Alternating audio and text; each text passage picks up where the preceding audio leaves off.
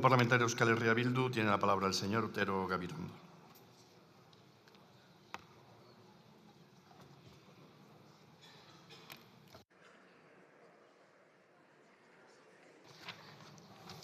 Eskerrik asko, mahaiburu jauna, egun on guztioi.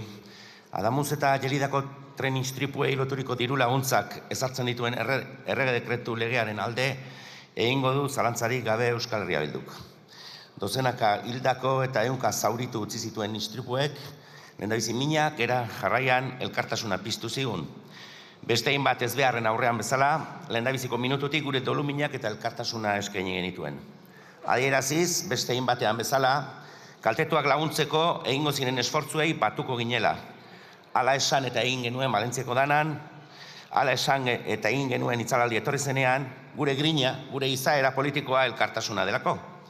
Gure ustez, gaur berrestera ekartzen den errege dekretuak funtzio hori du, ekintza bideko elkartasuna adieraztea, kasu honetan diru laguntzen bidez.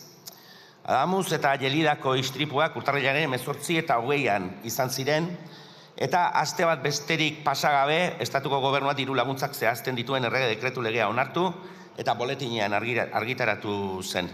Beraz, indarrean sartu zen, bere momentuan ongi eta garaiz egindako kontua. Harin ibili da gobernua. Beraz, uste dugu gaurkoan baiezkoa eman, eta laguntza hori berrestea besterik ez zaigula guztioi geratzen. Iris dadila ahalik eta azkarren laguntza biktimentzat, laguntzen gaiaren inguruan ez dugu askoz gehiagorik esateko. Hori bai, istripuek kaltetu ugariei laguntzak emateko beharra agerian utzi badu ere, gure ustez bestein bat hausnarketa ere abiarazi behar ditu. Istripu larriak kontu puntuala izan daitezke, bai, baina izan daitezke sakoneko arazo gehiagoren adierazle, eta gure ustez, bada, hau, kasua. Ez istripu larriak izan direlako eta tartean hildakoak izan direlako, baizik eta intzidentzia eta arazo gehiegi izaten eta jasaten ari delako tranbide sare osoa. Atzo, puente ministroarekin izan genuen interpelazioan esan genuen moduan, aurreko astean, urrutira joan gabe, berriro deskarrelamendu bat izan genuen Bizkaiko aldiriko zerbitzuan. Etzen zauriturik izan zorionez, baina istripua egon zen. Behin eta berriz esan dugu, trenbidearen garapen eredu baten agurtze zantzu gehiegi ikusten ari gara azken urteotan.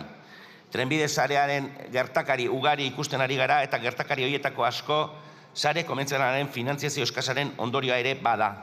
Ez soilik istripuak, baizik eta ohikoak bihurtu diren atzerapenak eta abar, aldirikoak ez dabiltza ongi, salgaiak, merkantziak ez dabiltza ongi. Eta arrazoia agerikoa da, tren garapen eredu bat egonda, non abiadura handiak inbertsio guztiak jan dituen, beste guztiak gainbeheran zijoan bitartean. Eta orain, sareari milaka kilometro berri erantzi eta gero, mantentze lanen kostua sekulakoa da. Gaur ez da eguna kontu guzti hauetan sakontzeko, baina argi dago etorkizunari begira lehentasunak berrikusi behar direla, eta berrikuspen honetan segurtasunak lehen lerrora etorri behar du berriro ere. Ze agerikoa den moduan, istripu kopurua altua mantentzen bada, istripu larriak izateko aukerak ere hor jarraituko du.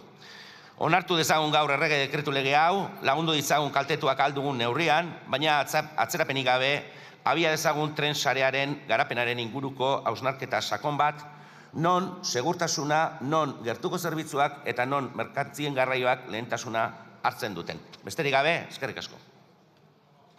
Muchas gracias. Por el Grupo Parlamentario Junts per Catalunya tiene la palabra el señor Gavín Ibal.